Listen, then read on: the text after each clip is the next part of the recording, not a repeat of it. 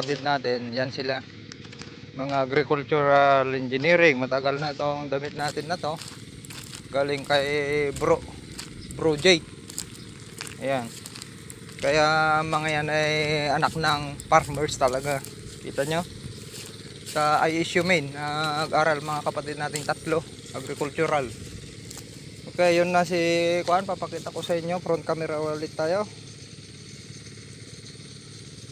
Ayun si Kuan. Nandun na. Ang matitira lang doon, hindi na tubigan, isang pinitak na lang. Yung nasa bandang gubat. Ilalas na natin yun. Banda doon kasi mahirap paabutan yun. Maraming nangangailangan pa ng tubig. Yan. Yan o. Nakapagkuan na. Yung iba may punlaan na. Pati katabi natin. Pero sa kabila sa doon, sa mga bungad nakapagpunla na doon. Kahit yung mga nandun. Ayan. Nandyan na lahat. Tapos sa mga ilang araw, bukas siguro or sa susunod, anong 26 pala o bukas na ipapalinang na natin yan mga ka-agri, itong punlaan natin. Tapos magpapaagis tayo yung kung ipabungkal natin yan, pinakagilid na isasabay na natin lahat ng pilapil, ipabungkal natin para hindi matigas, matamnan din yung gilid. Okay, tignan natin. Wala nang umaagos, konti na lang. Kasi basta umaga na, kanya-kanyang harang na yan. Pag gabi, mayroong ibinababa nila yung tubig, yon. Kung masipag tayo, magharang tayo konti. Ayan o, halos wala nang papasok kaya hindi na aakyat doon. Nakapagharang na lahat yan, naghahanda ng punlaan. Okay, sharing is caring. Magandang buhay, magandang araw. Masayang araw, masaganang ani sa ating lahat. Go lang ng go, sinabi ko sa inyo. Happy farmers. Huwag kalimutan mag-subscribe sa ating YouTube channel Agritipid PS. At kung gusto nyo akong i-PM kung ano mang katanungan nyo, mas mabilis sa Facebook account ko, April Banal Sugi. PM nyo lang ako at magtulungan tayo. Okay, bye bye.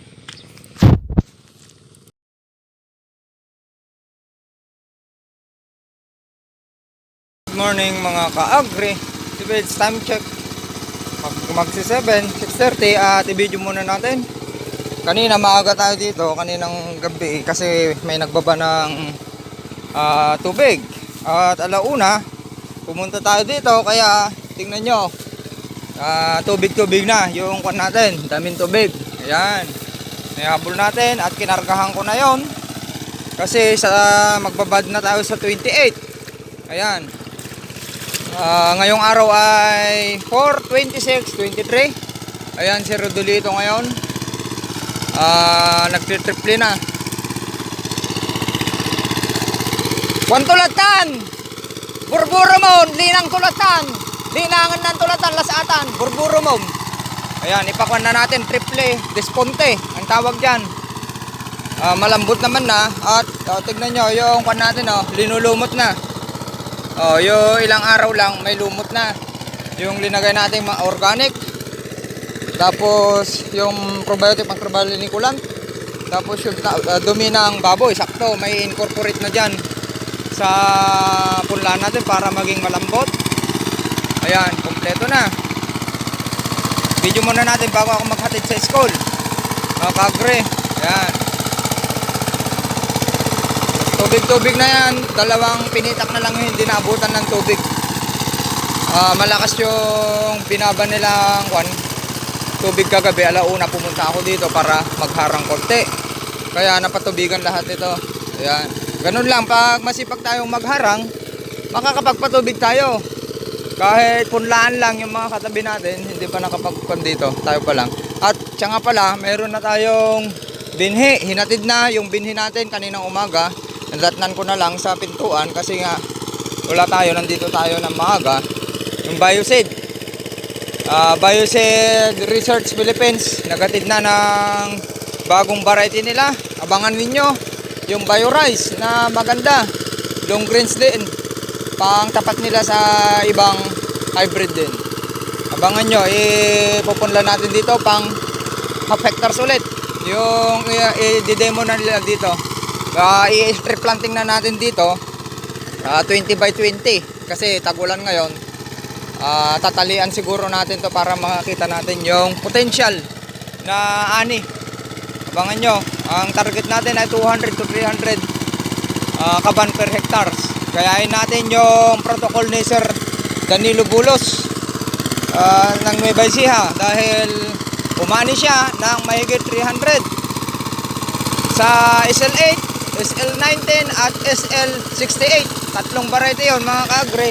Tignan, mahigit 300, kaya walang imposible kung may protocol tayong sinusunod. At yung protocol niya ay parang protocol na rin kasi natin. Kaya nga lang, kulang tayo sa pagpili ng binhi.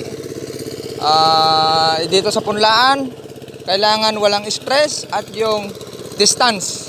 At yung pagbigay ng pulyar ay parehas naman tayo na nagpupulyar na dati. Ngayon, gawin natin yung ginagawa niya. Bis amino acid lang yung gagamitin natin. Kasi tayo, probiotic microbiological soil conditioner ginagamit natin. Okay, sharing is caring. Tara, maghahatid na tayo. At least nakita nyo na, ayan. Bali ito, i-divide natin to. Ayan. Ayun na yung division natin, naka-division doon. May natirang 200 square meter. Tapos dito, tapatan natin ito. Yung dating pinagpunlaan natin ito ng BioRice. Dito rin tayo magpupunla mga ka-agri. Yan, mga kapalay, ka-hybrid, ka-inbred. Dito rin tayo, pero mas naluwangan na natin kasi medyo nabitin noon. Mas maluwang na kasi nag-extend tayo doon ng 10 hakbang papunta doon. Kaya hope na kakasya na talaga yung punla natin.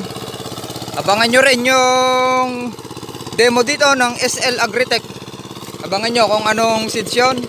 Pag natanggap natin, ipapakita ko sa inyo yung pagpupunla, pag land prep, nakikita nyo na sa punlaan paano natin kinondisyon hanggang mabunot, hanggang maitanim. Okay? Magandang buhay sa ating lahat. Happy farmers.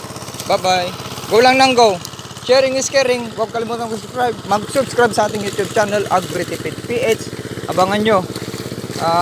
Ani tayo ng 200 to 300 ngayong wheat season. Maraming salamat.